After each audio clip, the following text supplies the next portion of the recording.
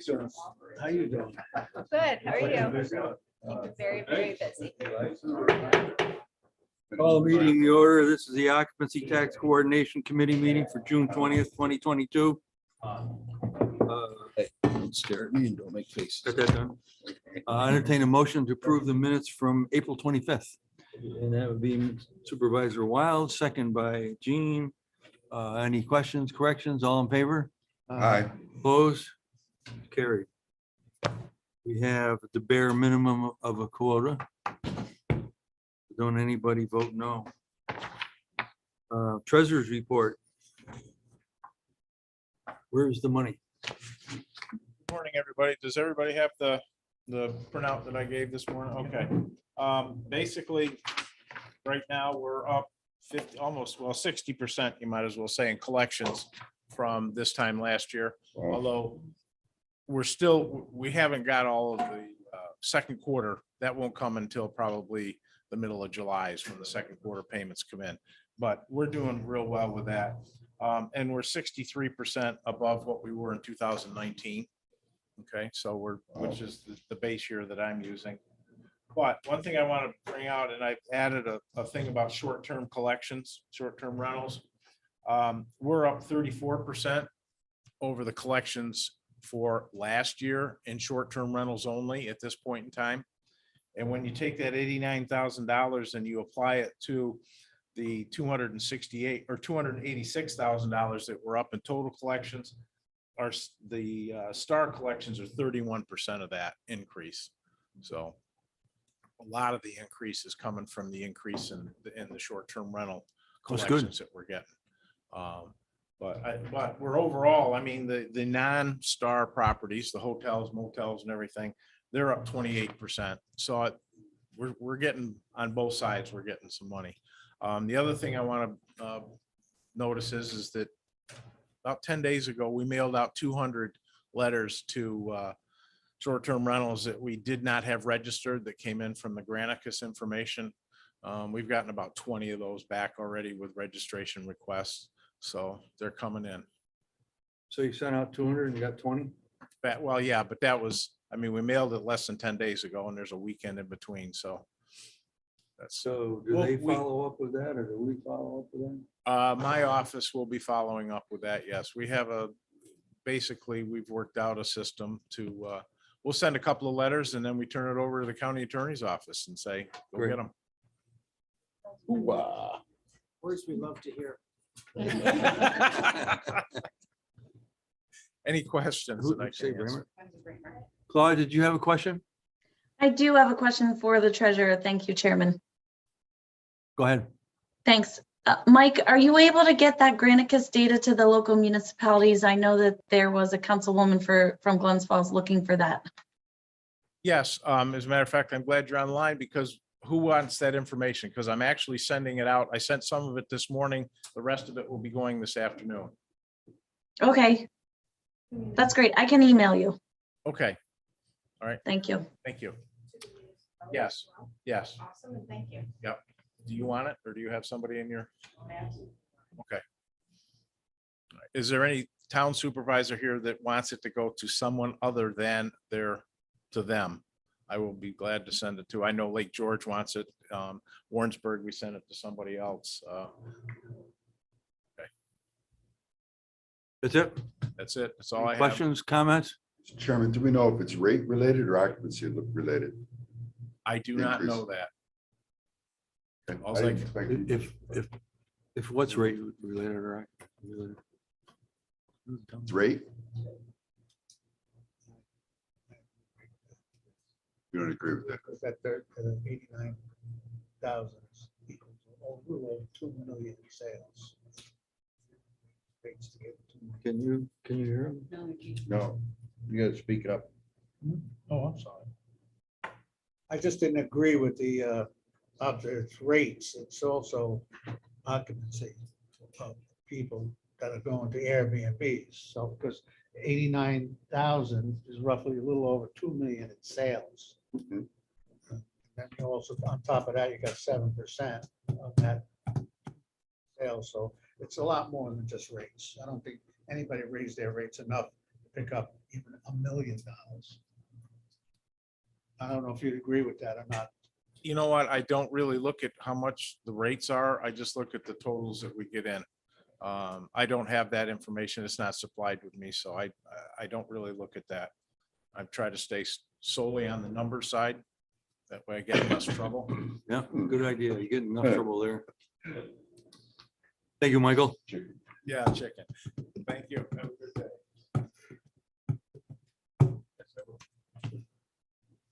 Okay, we've got some pending. These are applications outstanding They were carryovers from, events from the last week. Okay. The first one is the Warrensburg Bike Rally, $10,000. Did he have a good week? Did he, Kevin? Yeah, a week. Did you get any feedback from him? How did he do? I haven't, Mr. Zibro's been ill, so Oh, okay. somebody else has been filling in for him. I do know that they did have vendors up there. I don't know how well they did get Dennis, but I think it's a legitimate expense that's been going on. I think like American Aid is down some, but I think it's a legitimate application. Okay. Somebody want to move that? Brad? So we second, Gene? Any further comments, requests? All in favor? Chairman, did we actually get an application for this at some point earlier this year? Yes. You're getting a yes yes, from Kristen. And it was a fully submitted application like the ones that we reviewed last year? yes, it was. Okay, thank you. I can send that too if you want, Claudia. I would like that. Sure. Thanks. Anybody else? All in favor? Aye. Opposed? It's carried. ADK Chris Kindlemart, 2022, Nancy here from 25,000. Skindlemart to speak. Are you Miss Kindlemart, are you? I am Miss Chris Kringle. Nancy Only if Turner. you can say it, yes, Nancy Turner. Nancy, would you come up to the podium so we get you on record? Please.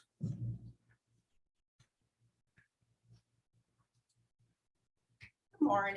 Morning, No, afternoon. afternoon. Should be good Would morning. have been morning, but So I am I'm Nancy Turner.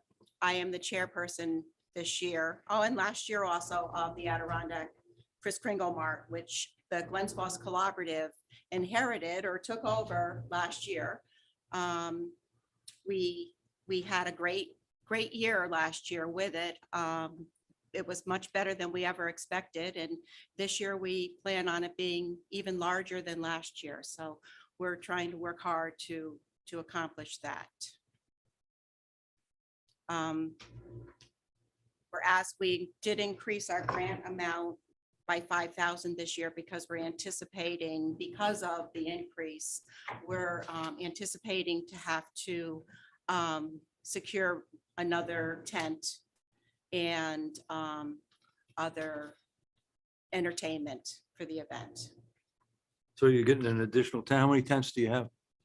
Last year, we had 2 for vendors and 1 that we used for our entertainment Okay, and for children's activities. And this year, we're anticipating a larger group of vendors. So we would have another vendor tent. excellent. Brad, I'll move it. you move it? Second? Gene? Any further comments, questions? Chairman, I'm sorry, Claudia. thanks. Same question as last time. Do we have a written application on Chris Kringle Market? Yes. Yes. Thank you. Now, these are all carryovers, Claudia, that we all, From April. from April, that we didn't get to. Thank you, Brad. I guess my other request would then be, can we have an updated spreadsheet of all the occupancy tax events that we've already issued money to for 2022? You may. Thank you. That'd be great. Send that to all of us, please. Okay. All in favor? I Carried. Great. Good Thank job. you. Sorry Thank you for so the much. delay. That's all right. I expected it. And I want to see everybody at Chris Kringle Mark, December 2nd, 3rd, 4th. You got it. Is that your driver outside? Yep, Bill. Bill the You driver. know, I wasn't feeling good this morning, so he said, I will drive you. Of course, it's an 8-minute That was, drive. you tell him Brad has to finish up our conversation, but I had to sit in on this. Oh, thank you. Thank you. Bye-bye. The next one is Six Flags Vampire Bar. Now, I've read through this. I'm not sure this is something we really want to entertain.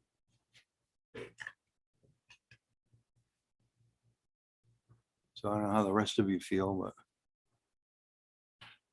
no, you don't. I'm not prepared to bring it to the floor. Well, I think they've submitted an application and we've put them off already a month. I think we should, if we're not going to entertain it, we should make that in the form of a motion and then they'll have something to hang their hat on. Make that motion. Second. Only two of you. Well, what do you think? What do I think? Yeah, I really, I mean, is this the application here? The application came in back in April.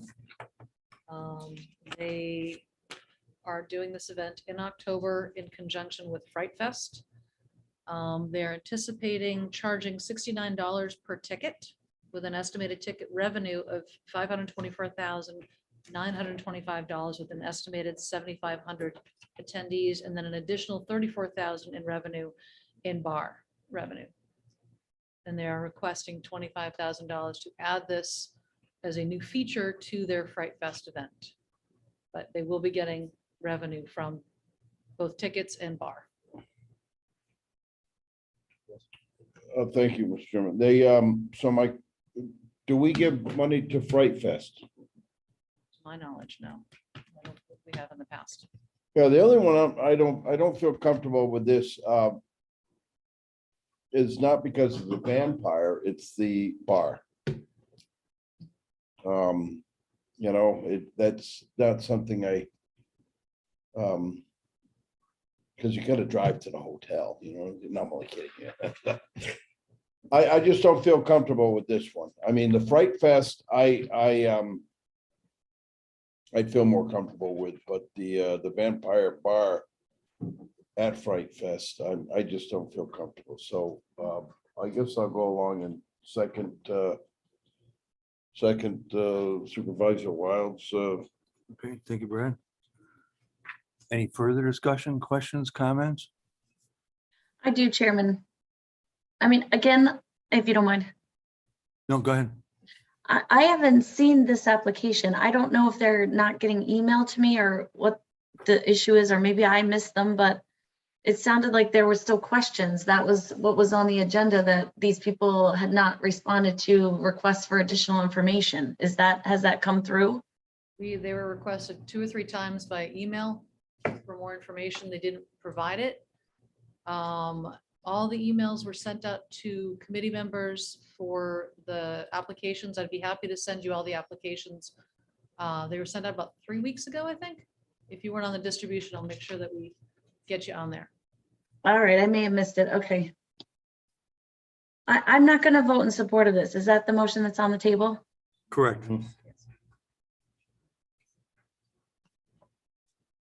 Because they haven't responded and they're not here today. Claudia, you're not on the committee.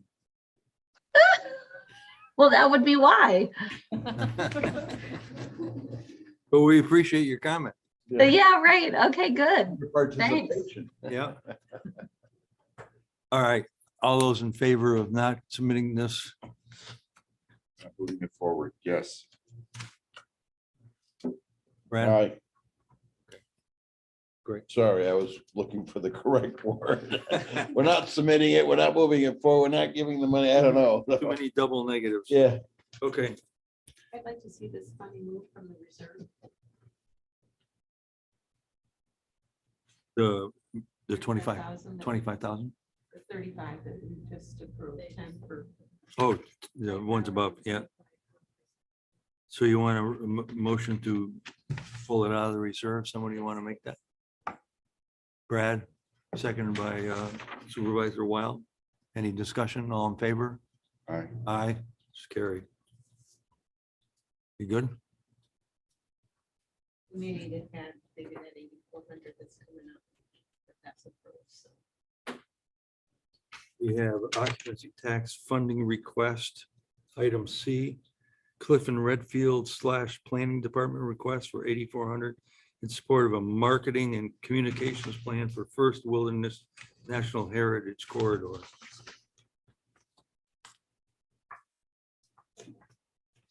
Brad?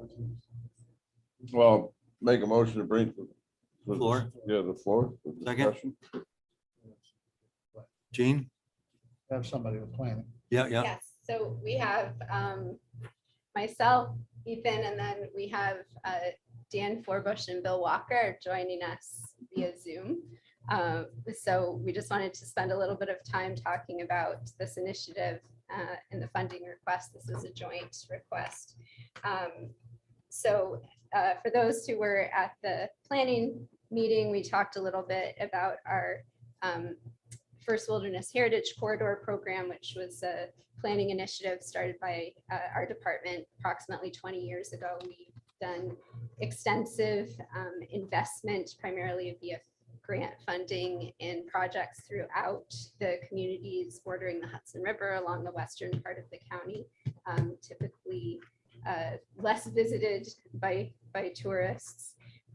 We have done tons of streetscape projects, development of trails, development of parks, infrastructure projects over the past 20 years.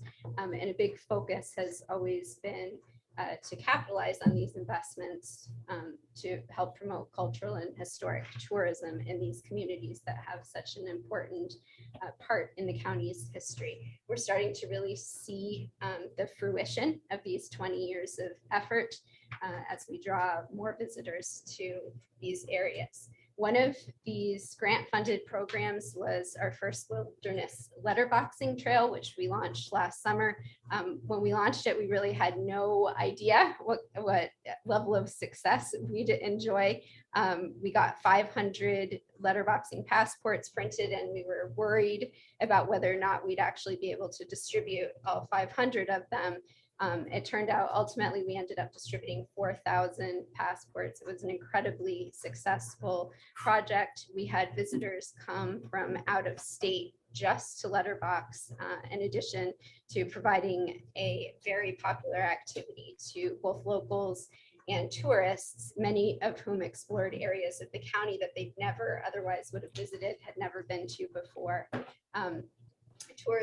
The tourism department recently did a social media campaign on our First Wilderness Letterboxing Trail. Just last, I think it finished a week or two ago. They called to let us know that as of the time they talked to us, it had broken the record for the most successful campaign ever in the department's history, with over 1.7 million impressions, which is pretty amazing for this tiny little few $1,000 grant funded project that we did entirely in-house. The feedback that we got from people completing the First Wilderness Letterboxing Trail last year indicates that there's a huge appetite for these types of planned itineraries with a focus on cultural and historic destination. We consistently got feedback from participants that they loved learning about new places in the county that they previously hadn't known about. They love learning more about Warren County's history. I think this also reiterates the results from a survey that the tourism department conducted last year, indicating that the county needs to do more to promote our cultural and historic components as part of our tourism plan. People are really craving this connection to the locations they visit. They crave this sense of place. For this year, we decided to run with this interest in historical tourism to create a new letterboxing trail. We're calling it the Historians Challenge. We worked with all of the municipal historians, our county historian, as well as the Warren County Historical Society. We selected 12 locations, one in each of the 12 municipalities, in conjunction with the local historians that will really help tell Warren County's story. This new challenge, we're hoping, is even going to be bigger and better than the first wilderness one, which is also still going. And that's primarily because we have a powerful new relationship. We've been working with Dan Forbush and Bill Walker of Cliff and Redfield Interactive for the past year. And I can't stop feeling like we've won the lottery in this relationship. These two, who you can see up here on Zoom, they're well-credentialed professional communicators with decades of experience. Their hourly rate for private clients is $300 an hour. They're productive, hardworking, they're fun to work with, and working with them has truly been one of the highlights of my career. They have donated hundreds, if not thousands of hours of time to us over this past year. They've produced an amazing amount of high quality content through our Stories from Open Space project. If you haven't visited that website, I highly encourage you to visit it. I'll bring it up on the screen after I'm done talking. This Stories from Open Space highlights the amazing history of Warren County, and it helps tie that history to the landscape to enhance visitors' sense of place. We have trip reports that are tied into the history of important places in Warren County. Dan and Bill also have connections, media connections, which have led them to producing content promoting Warren County for the Albany Times Union, for Adirondack Magazine. There have been articles already published in both of those outlets, with others upcoming over the next couple of months. Our work has also been featured in multiple additional local outlets, including the Adirondack Almanac and North Country Public Radio. They've been assisting us with the Historians Challenge. They've been working with municipal historians to write articles highlighting each of the locations that we've selected for this year's Letterboxing Challenge. This will be included in our Historians Challenge website. They have an epic day planned this Thursday where they're planning to visit every single one of these letterbox locations in one day. They'll be filming video along the way, taking photos. They'll be writing an article about the scenic byways of Warren County as they get from location to location. They'll be meeting with the historians to get the stories of these local destinations. They'll be creating a video, all of which we'll use to help advertise this new challenge. So at this point, I'm going to turn it over to Dan and Bill and let them talk a bit more about our project. Well, thanks very much, Sarah. Thank you for that introduction. We've certainly enjoyed the relationship. We are doing this essentially for the fun of it, but it would be great to have some additional resources, because if we do, we can simply do more. The video that we'd like to produce, I think, could really be very compelling as we visit these various locations. We're really looking forward to it. We'll be interviewing historians as we go along. We're not video editors, so we would need to job that out to somebody who can edit it very well. And we see a piece that would be at most 4 to 5 minutes, but we think it'd be very compelling. So that's really that's one aspect of the proposal.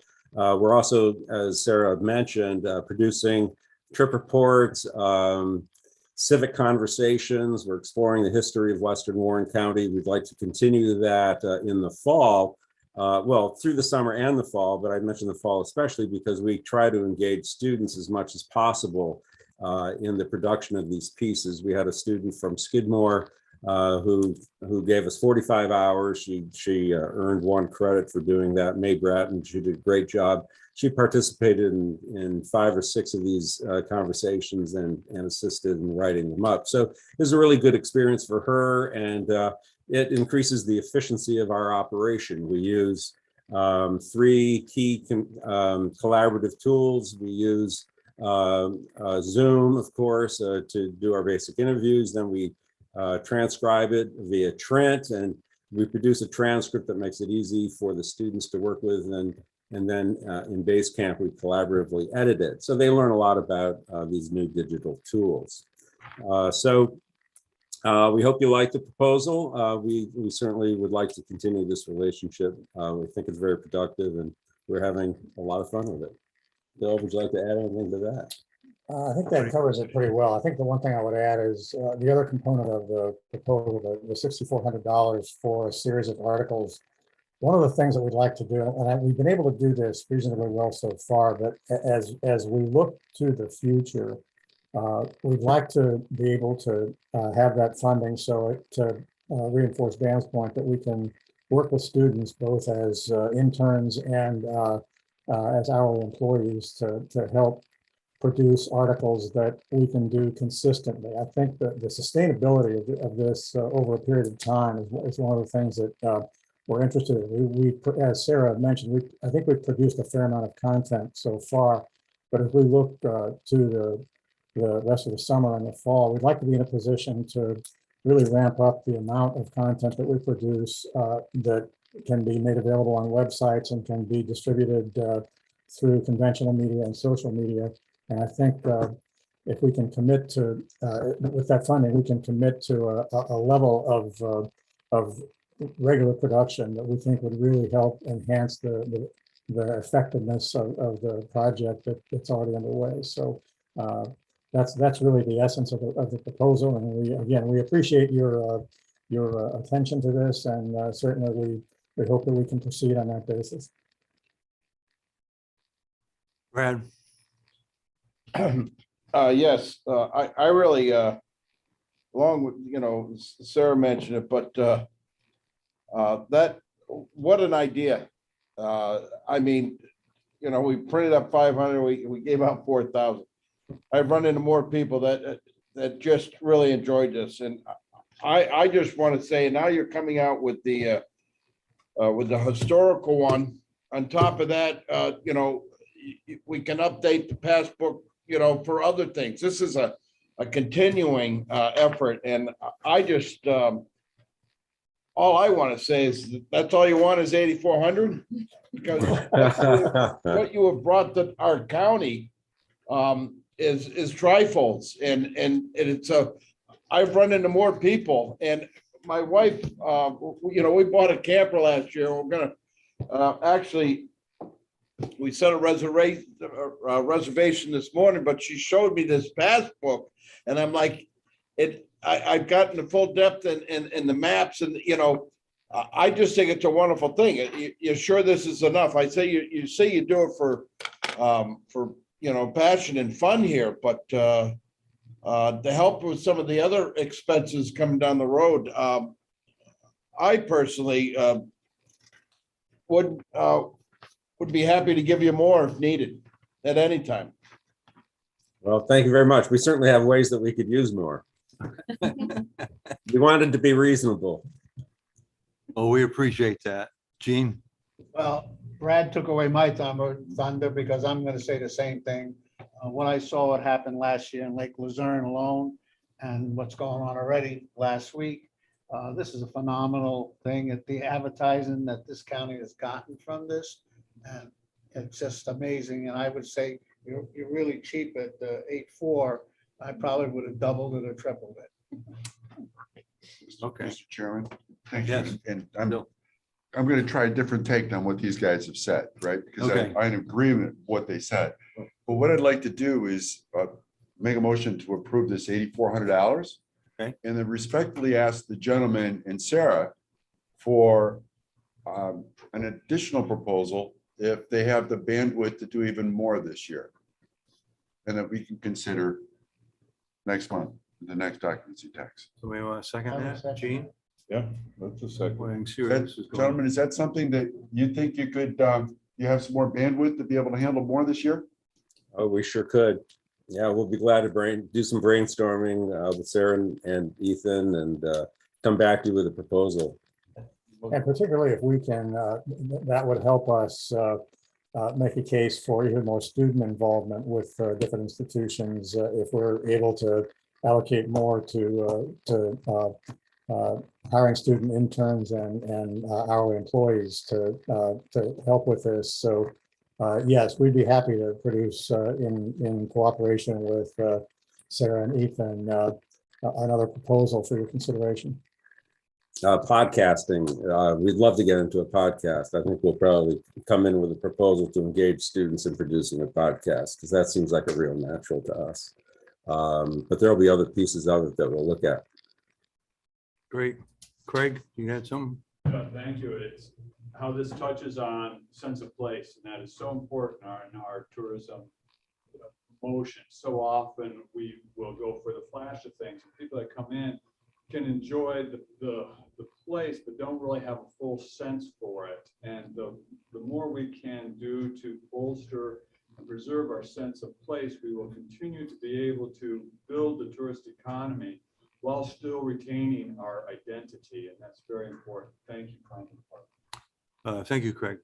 Brad, one more time. Yes, you know what is really the most, this is a year round, almost a year round event, there's not a timeline that you could fill out your passbook. But this whole project is really just, it's been so exciting to see unfold, and really Sarah had me at hello. So, it was a great introduction from Sarah to you and to both of you. And really, thank you. And we look forward to seeing you at our next meeting. And we will look forward to that as well. Thank you. Thank you. Anything else? Anybody else? All in favor? Aye. Opposed? Carried. So, Can we update our? yeah, I was just gonna say, Yeah. so can we have? 43-4 Okay. 43-4 out of the reserve, please. 43-4, I'll make a motion for that. second. I'm not sure if I was a first or second or just a participant, but I'll raise my hand and say yes. Okay. Thank you. Any discussion, comments? All in favor? Aye. Opposed? Carried. You happy? Okay. Okay. Grill man, you're on. Great, thank you. On the first referral item on the review of the update of the municipal agreement and occupancy tax spending guidelines, it was my recollection and review of the last meeting that I asked if there was a desire for my office to do that. There was no response from the committee to have that done at this time. So I don't know if that just got carried over, or if everybody wants another chance to determine whether you want my office to do those things or not. We did not do them because it was my impression that there was no interest in having that occur. And what we're talking about are, again, really the municipal agreements that are signed between the county and the towns and the city. Brad? What is the advantage or disadvantages? I mean, if nobody asks you, I'm not quite sure. Yeah, I don't know how it ended up on the agenda. It might have been something, I think, from last year, maybe spring, summer of last year is my recollection. That got added and then nothing happened with it for a substantial period of time. Tell you what I'm gonna do here. I'm gonna just like cross this right off. I was gonna say it's a 2007 agreement, but I don't think there's been any problems with it. No. We got an We're not update, changing file on the stuff discussion. guidelines, So I don't see any reason to. Yeah. go through the- Mr. Chairman, Yes, is that you, I'm- Rachel? it is. Could I shed light on why this is before you a year after we discussed it? Would that be all right? What'd she say? What you want to do, Rachel? Can I just shed light on why it's before you? I don't understand why I'm hearing from so many people that they don't know why it's before you. Okay, go ahead. Last year, when Kristen came on board and we started looking at all the different OCTAX agreements, it went to the county attorney's office we discussed this at tourism. We discussed it with Joanne and with Lisa, but particularly Kristen. And it went there because years ago, when you passed occupancy tax, the law back in whatever year that was, there was an agreement. There was a actual agreement between the county, and it went to the municipalities for that 25%. And that was contingent on all of us passing way back when the OCTAX law. And those people that spoke up against it said, well, we want to make sure, that there's a way that it's being spent. And then there were other people that spoke forward and said, of course there will be, we'll have a contract. Well, years went by and there was a contract initially, and then it just kind of fell off the radar. And so it was just a matter of updating some language. It particularly just said, hey, towns, hey, cities, spend the money in accordance with the law. But please sign here that you agree to spend it within accordance with the law. But it was just in complying with the initial goal of the OCTAX money. That's all it was. So I would ask that the committee, I don't know if you need another month to really review the history behind that, but I did have all the boxes pulled. I read through them all. I mean, we've got them all scanned now. I would just say you said back when that you'd have these agreements, you had them for a little while, and it's so simple. It is just a simple, we're going to follow it in accordance with the law. We're going to sign off, and taking away all of the other administrative guidelines that came out long ago by our county administrator when Paul Tusick was there on, hey, you can only spend it here. You can only spend it there. We already removed that sheet. So now it's a very simple document, and that's why it's in front of you today. Supervisor Wild? Mr. Chairman, thank you. I agree. I think we should tighten up that contract to make sure that there's consistency in spending guidelines with the way we have formatted our own way of doing that. And additionally, I thought you and I spoke some time ago to the hospitality group, I believe, or economic development group, about trying to come up with an investment fund for the excess occupancy tax. Right.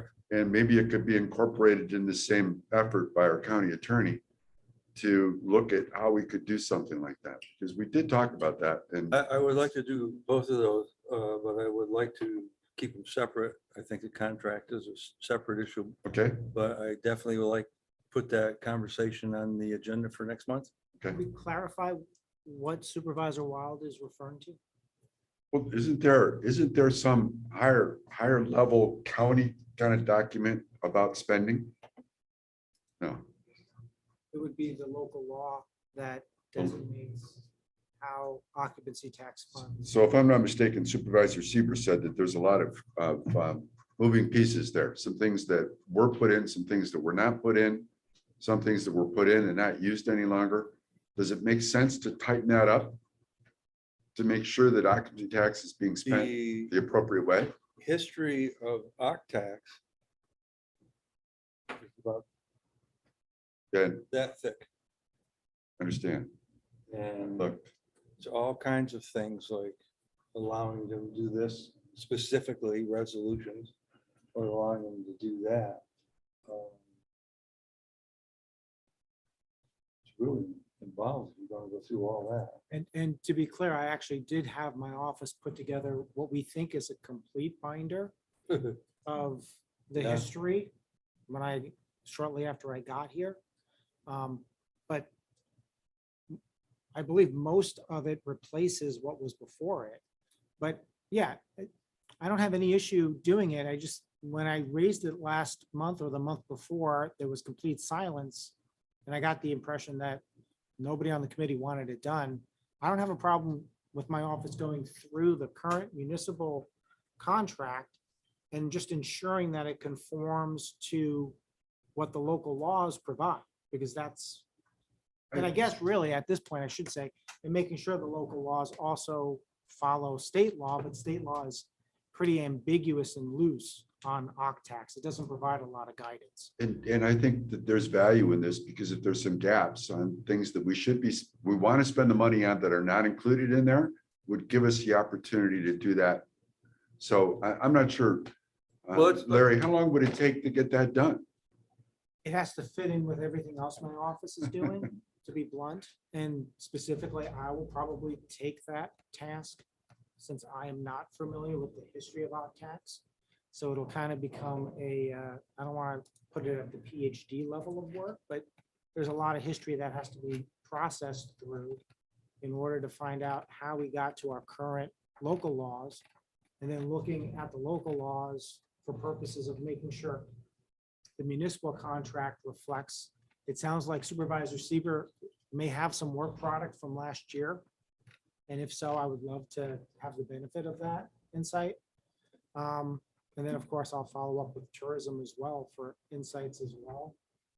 And I guess it's kind of global because then it's going to apply to the application form that's being proposed going forward to make sure that the application matches up. And it's going to tie into the next topic, which is the open issue on Winterfest. How the county seeks to treat the issuing of OCTAX funds going forward. But I wasn't clear. It sounded like Supervisor Wild had something else other than the municipal contract in mind that the chair. I did, but I think between the chair and I, we figured it out. This was a separate fund, an investment fund that we've talked about that will pull away from this agreement. But to me, it appears some longstanding value to having this looked at again with a clean set of eyes to make sure that we've got everything cleaned up. If I'm wrong, please let me know, and I'll look to the county attorney, look to the administrator to say, you know, if there's value there, let's do it. Do you I think, don't want to create more work for people. I think there's definitely some value in going through it. For me personally, as the quote unquote new guy on the block, given the history on this, it's just a larger project. And given the numbers that we're receiving in OCTAX, it's probably a very smart idea to be proactive, to go through to make sure everything is lining up and matching up. I'm absolutely not going to promise you an answer at the next committee meeting. That's always the goal, but yeah, so from my personal professional perspective, it would be an opportunity to really make sure I understand the history and where we're at today as a county, given that this is all under municipal home rule. And the statute is an enabling statute for Warren County. so why don't we do this? Why don't we have Larry do that? Not at his leisure, but not putting a deadline down for next month. And then in the meantime, next month, we'll put on their discussion about what we're doing with our OCTAX and what we want to do. And so we'll have two things going at the same time. Okay, thank you. Gene? Dennis, if you need that as a motion, I'd like to make that, because I think the new attorney that we have, he's pretty thorough on some of the stuff, and maybe it needs to be updated, because like you say, have all the information we've done in the last 15 years. Yeah. It's a big book. So I So- agree with that. And Somebody want to second it? Yeah, I will. All right, Mike. Just, if you don't mind, if I just ask Supervisor Siebert, are we hitting all the points, Rachel, that you were bringing up earlier? If you're still there? Oh, I'm still here. Mr. Chairman, may I? Yes, yes. I think what you're talking about, Supervisor Wild, is a different discussion as it related to, I believe, when Supervisor Hogan was Chair of Economics. She talked a little bit with then Supervisor Garrity on tourism initiatives for capital improvement projects and how that can be spent, infrastructure, some other ideas, a reserve. And I recall hearing conversations about that, but I was not involved in depth in any of that discussion. Where I was involved and where this request came forward to this committee for, as Supervisor Merlino just alluded to, is just looking at the historical data over the contracts. We cleaned up last year the OCTAX to municipal supplemental, AKA additional, however you want to call that now. We cleaned up the OCTAX countywide applications, although I didn't hear a lot about the scoring today, but I think that's on the right direction. Well, the third piece that was kind of left hanging was the 25%. And the idea of saying to the towns and to the city, this is the 25% by law that you get, just spend it in accordance with the law and take away all those other restrictions and ideas and commentary around it and just clean it up. So it's a simple signed contract that they then are responsible for. We get the information back to the county, but they're responsible for the auditing and keeping track of all of that. That's by law what's going there. So that's all it was. It's just that there was a time we had a contract for it. We stopped using the contract for it. I don't think it was intentional, but we probably should use a contract for it since we said that when the law was established. That's the only thing that I had detailed discussions with people about last year, and I appreciate the opportunity. I'm happy to meet with our county attorney and with the chairman of either Octax or tourism to have a discussion about it, but that's where I ended. Does Thank you. that help? Brad, No, were you waving to me?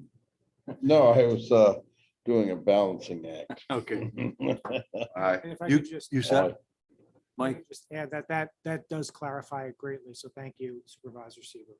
I understand. so you Very got good. your marching orders. I do. Okay, good. Marching orders, yeah. Now, what's going on with our Winterfest?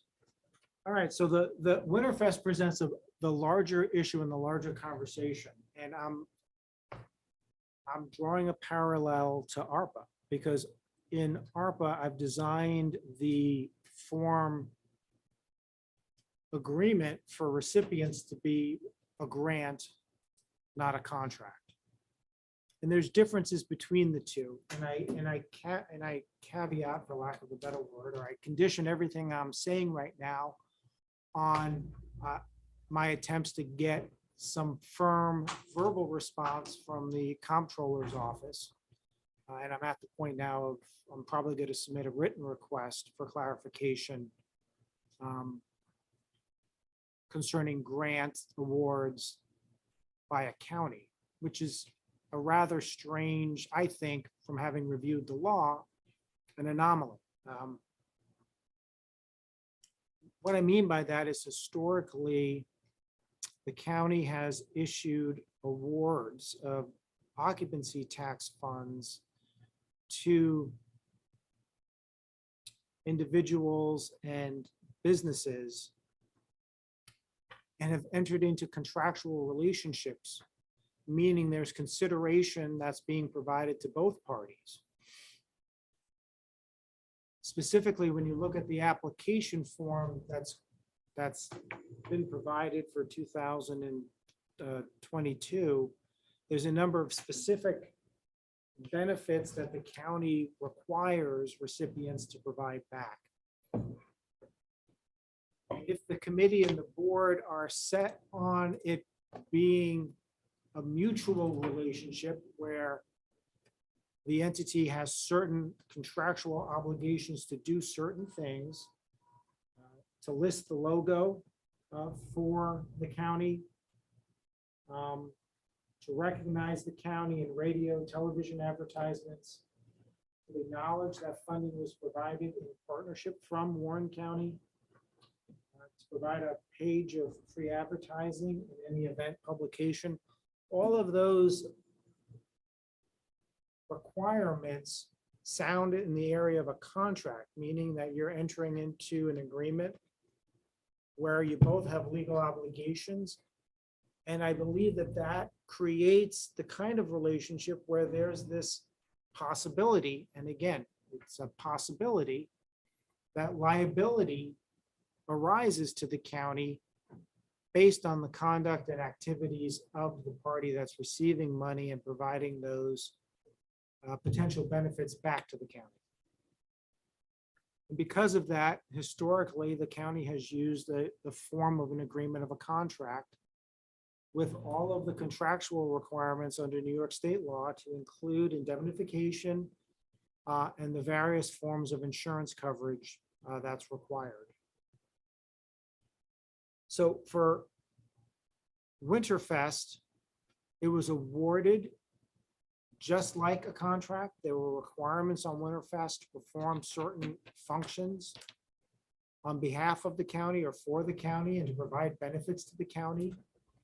So ethically and legally, as a lawyer, I'm hard pressed to be able to give this committee a recommendation that the historical contract and need for proof of insurance should not apply to this one entity in this one circumstance, which is a recommendation I would make to, just like a recommendation to any client when I was in private practice. And then the decision is whether the client will follow that recommendation or not in this particular circumstance and application. the bigger question it raises is going forward, what and how does the county want to use occupancy tax? And is there an interest or desire to move it more like ARPA, where it's a grant, or to continue it as a relationship where the county receives something of value back, arguably something of value back, which would activate or cause me to recommend and require indemnification and proof of insurance before having the party sign the contract, which is the core issue that we had with Winterfest, because they could not get insurance coverage. So are you telling me that that we could give them a grant for this money?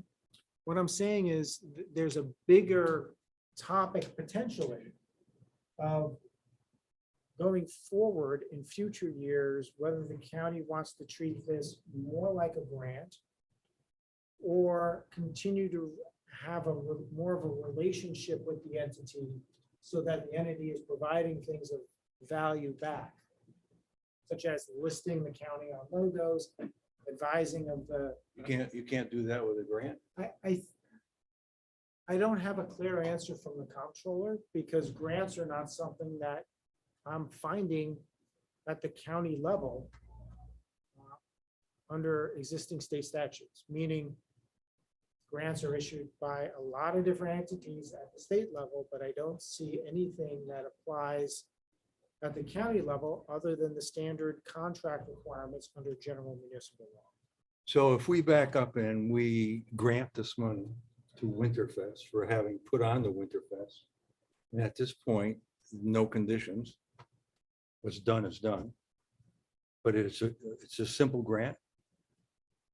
Well, the goal would be then to have them sign an agreement that's a grant agreement, not a contract where they're doing something for the county. And I think the result of that is it reduces or lowers the liability to the county of a lawsuit by a third party or somebody who's injured during that event. So there's two problems here, Larry, as I see it. One, I would like to get this paid. They spent the money, they had the event. I want to do it legally. If we can do it by a grant, fine. And then I think at that point, moving ahead, we need to have this discussion. That I would agree that the first issue is how do you deal with Winterfest for the past year? Right. And the committee could go either way. They could. I mean, this is kind of a fiction because the event's already occurred. Right? Correct. So they're not doing anything for the benefit of the county because the event's already occurred and there's been no contract entered into with Winterfest. My focus is honestly more on the bigger issue of going forward. How does the county want to proceed? Well, I think that issue has been highlighted by this issue. So let's get this issue behind us and then decide what we want to do. Mike? Yeah, I was just curious, the event is over with. Right. So would you expect that any lawsuit would be filed Well, there's by a now? time frame. Yeah, I wouldn't have the answer to that for at least, well, as far as the county is concerned, a year and 90 days, which is the statute of limitations for filing a lawsuit against the county. There have been no notice of claims that I've received concerning Winterfest during the 90-day period, but that's not a reliable predictor of a lawsuit because a party can ask a court and normally gets approval to have more time.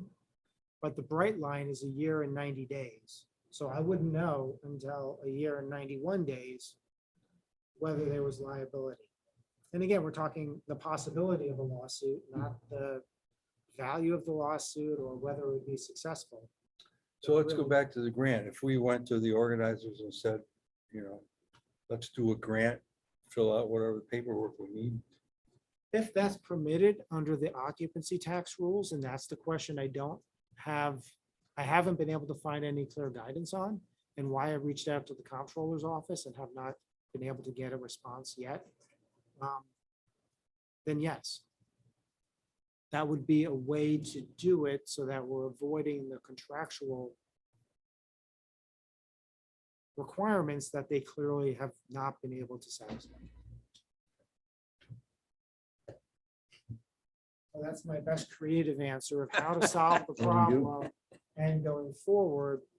I agree with you going forward. Opening up the, I don't want to call it the hornet's nest, but the larger issue of is the past practice, what we want to do going forward.